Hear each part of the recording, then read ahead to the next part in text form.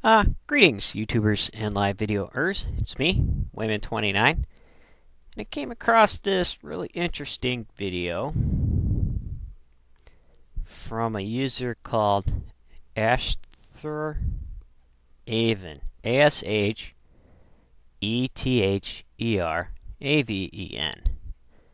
Rape in the Bible is okay. Apparently, Part 1 and Part 2. And he uses Judges 20, I believe, to make his case. And he uses a more simplified version, as he puts it, the Good News Bible, so that all of us have the benefit of understanding what he is teaching us. And I think with a little more work, he possibly could be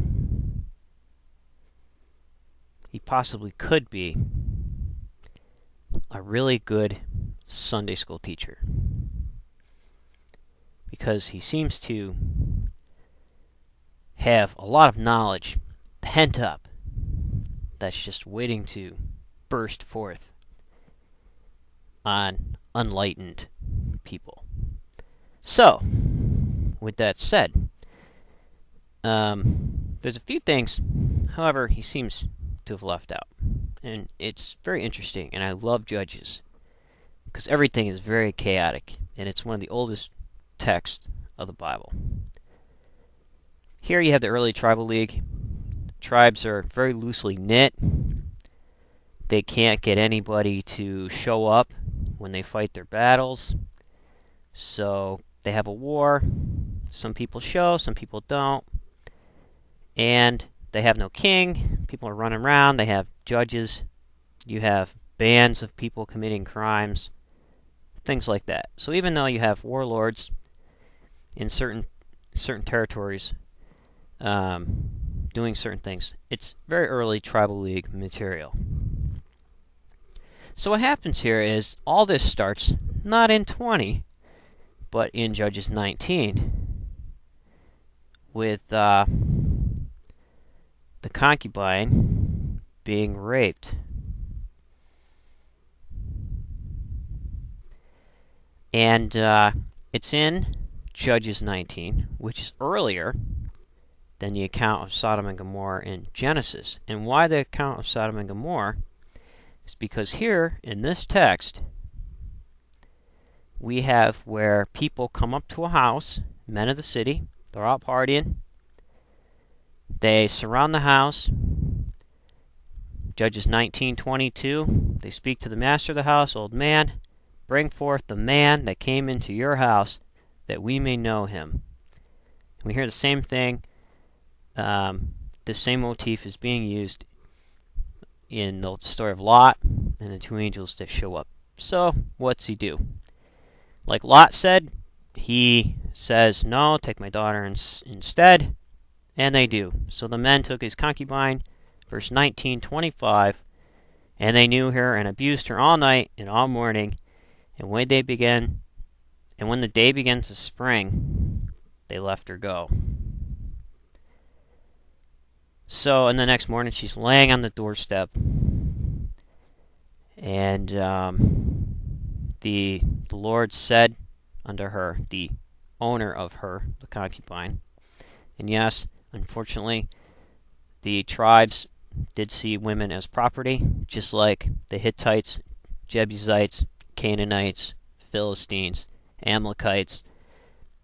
And if you read the law code of Hammurabi, which is a little bit older than the law codes of Moses, it largely influenced these texts right here. So, the issue that they had was people were not showing up for holy war. So, they say, if you don't show up for holy war, we come looking for you.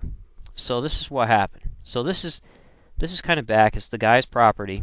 He lays hold of the combine, and he divides her, together with her bones, into 12 pieces, and they sent her to all the coasts of Israel. 1929. Judges 1929. We see the same thing happening when Saul, when he ends up being anointed king, and he's going to go fight the Philistines, I believe. He needed the call for war.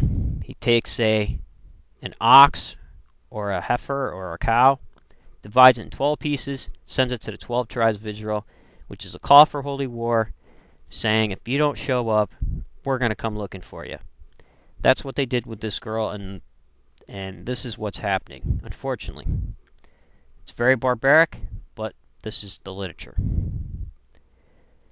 So, Yahweh says, whoever doesn't show, they are the members of that tribe that doesn't show. So, they send out the pieces of the girl. They're supposed to meet. Tribe of Benjamin doesn't show. So they go looking for him because they were called to holy war. They didn't show. So now they go and slice and dice, have a civil war, almost wipe out the tribe of Benjamin. The tribe of Benjamin becomes taboo. So no wives, because they're taboo, can be given to the tribe of Benjamin. Bring them bad luck. They'd lose the war. And everybody knows the cost of losing war.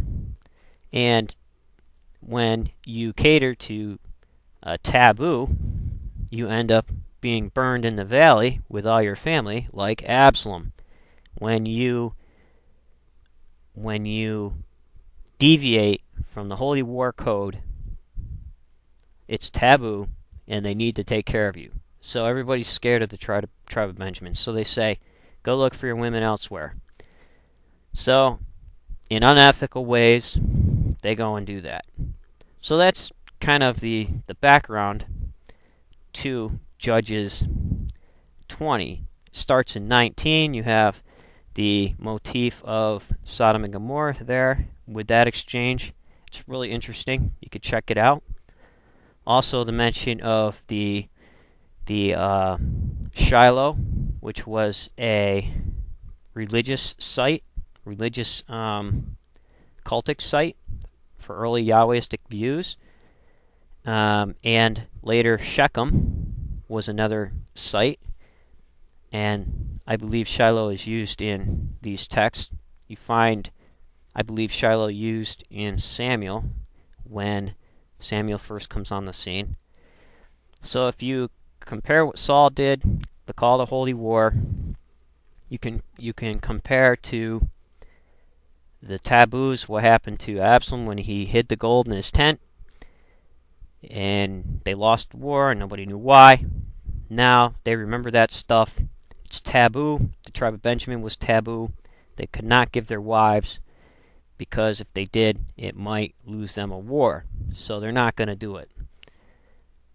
And they didn't show up for holy war. So like Absalom, they paid the price, slice and dice. Unfortunately, that's how things were carried out. It's the early tribal league, no king, and people are just running helter-skelter. So, I'm going to digress and have a sip. So, hopefully, people will go and read 19 to 21 and think about the law code of Hammurabi. Think about the holy war codes. Think about Nazarites and their holy war order. And think about the charges that Yahweh would put on these people when fighting a holy war. You find a lot in Samuel, the conflict between Samuel and Saul. Saul didn't necessarily follow all the rules to holy war, so they pay. Absalom takes what is Yahweh's. Sometimes when they go out and slice and dice, Yahweh would give them things, and then other times they would have to kill everything and burn everything as a sacrifice to the God Yahweh. Very barbaric, but it happened. So you cross the code of Yahweh, you pay dearly.